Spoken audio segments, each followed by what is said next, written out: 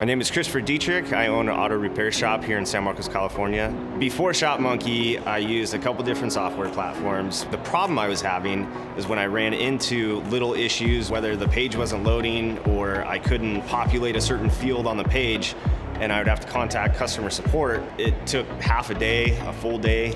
You know, you got technicians, you got part suppliers, you got a lot of different things you need to handle. For a small shop like myself, where I kind of do it all, I need things to work.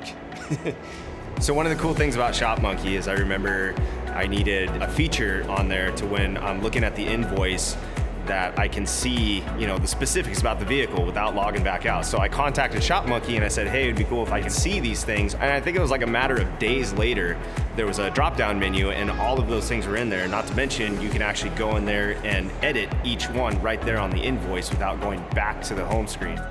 So one of the features that's important to me is the text messaging. To be able to take a car in, build an estimate, and then send it via text message. Everybody's text messaging, everybody's on their phone. We can see that conversation in there right on the invoice.